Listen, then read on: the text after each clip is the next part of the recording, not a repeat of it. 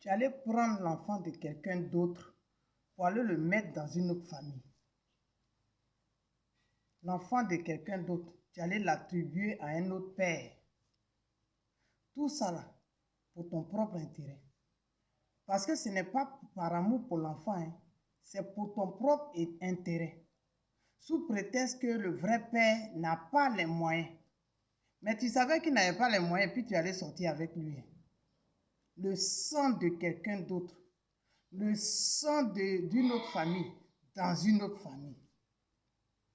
L'enfant même se retrouve au milieu de ses faux frères. Il ne le sait pas, mais le sang crie. Le sang crie, ça fait qu'il ne se sent pas à sa place. Il y a des blocages dans sa vie. Il y a certaines choses qui se passent dans sa vie, on ne comprend rien. Or, toi, la mère, tu sais qu'il n'est pas chez son père. Tout ça là, c'est quoi? Tu es marié même, tous tes enfants, c'est les enfants de tes voisins. Tous tes enfants, c'est les enfants de tes ex. Tous tes enfants, c'est les enfants des gens de ton village. C'est quoi? Si le monsieur même a eu de la chance là, c'est que c'est un seul enfant qu'il a parmi tes enfants. Mais ça ne te dit rien. Tout ce qu'on fait sur la terre, on le paie. Dieu va nous demander des comptes. Souvent même, quand le monsieur tarde à s'occuper de l'enfant, tu cries sur lui, alors que tu sais que ce n'est pas son enfant. Va donner l'enfant à son vrai père. Retourne le sang du monsieur chez lui là-bas.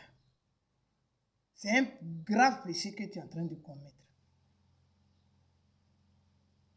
La parole de Dieu dit, le péché qu'on commet là, la punition de Dieu là, elle se répand sur la troisième, jusqu'à la troisième et à la quatrième génération.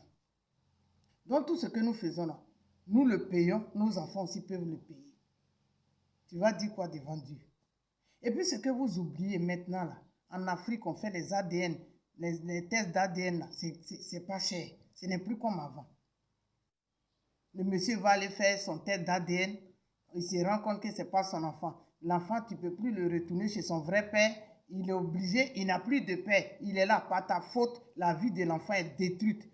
Pour tes miettes que tu rejettes dans la vie des hommes là, ton enfant, tu as détruit la vie d'un être humain. Il faut changer. Parce que c'est devenu monnaie courante maintenant, c'est votre habitude. Il faut changer. C'était comme ça pour le couturier de ma soeur. On est venu lui attribuer un enfant. Mais le monsieur savait que ce n'était pas son enfant. Chaque fois, il le répétait aux gens, il dit, il est sûr que ce n'est pas son enfant. Mais les gens se demandaient pourquoi il disait ça. Mais un jour, il allait faire un test ADN. Tout près là, la Bassam, là, on fait les tests ADN. Il allait faire un test ADN qui a révélé que ce n'était même pas son enfant. L'enfant est déjà grand. Tu vas l'envoyer où? Il est devenu un enfant bâtard par ta faute alors que tu connais son père. Pourquoi tu es méchante comme ça? Il faut changer de vie. Je suis venu te parler pour te dire de changer. Il ne faut pas parler des autres. Non, les gens sont comme ça, les autres sont comme ça. Toi, tu donnes les faux pères à tes enfants. C'est grave. Changeons. Nous les femmes, changeons, changeons, changeons.